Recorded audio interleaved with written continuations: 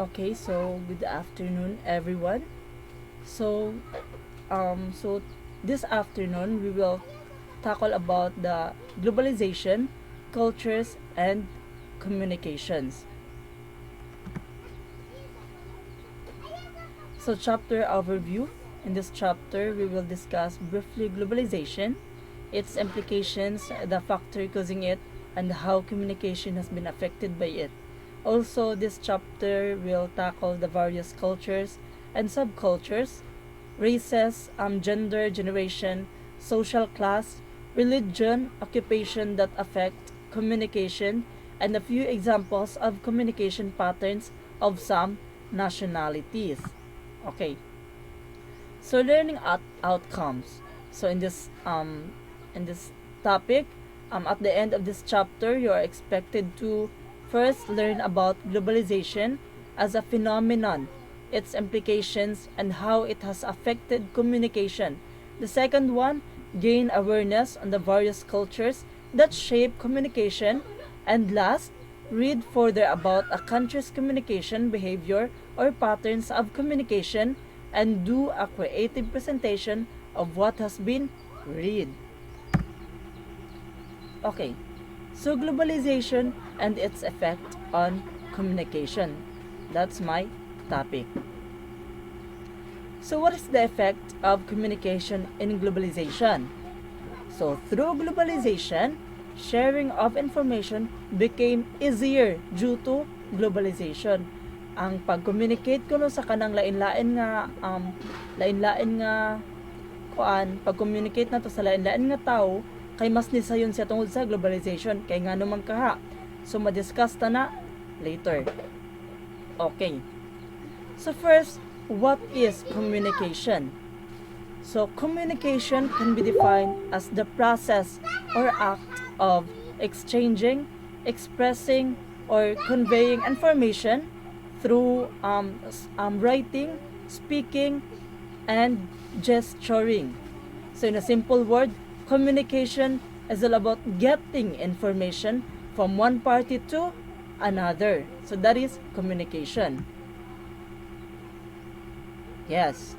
So ang communication is just like what I'm doing right now. I'm using communication to communicate to all of you so that you can understand what I'm talking here right now or what I'm discussing here.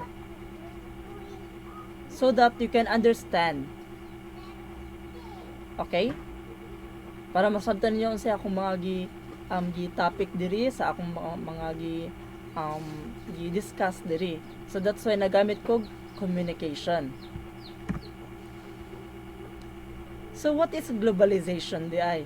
So globalization, global or international communication is the development ko no, and sharing of information through verbal and non-verbal messages in international settings and contexts. From the word globalization, global or international communication is the development and sharing of information.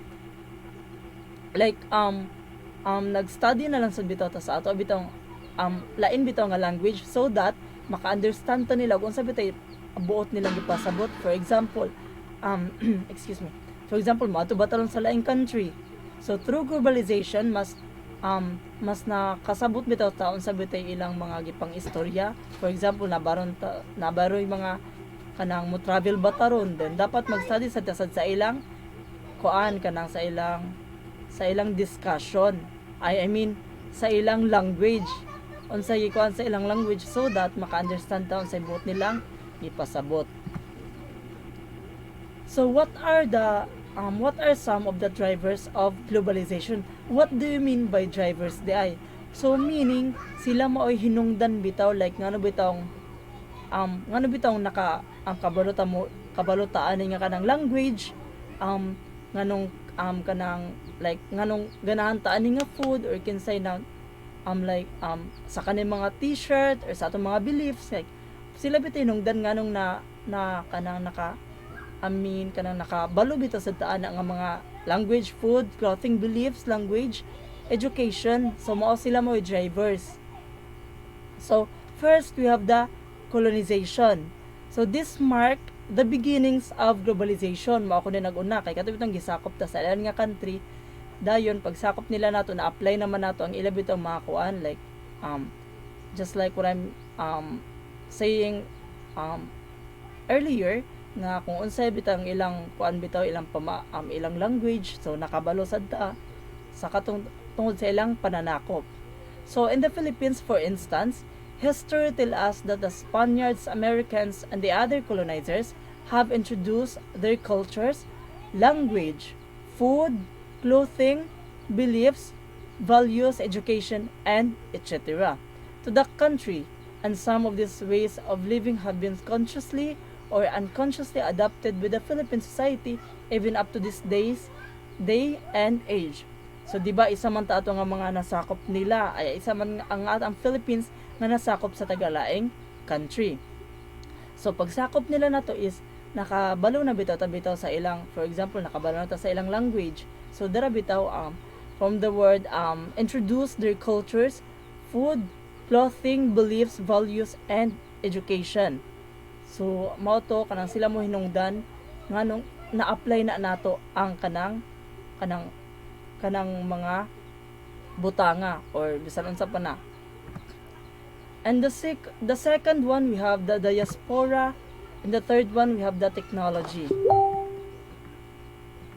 So diaspora and technology will be discussed ni Miss Balaba.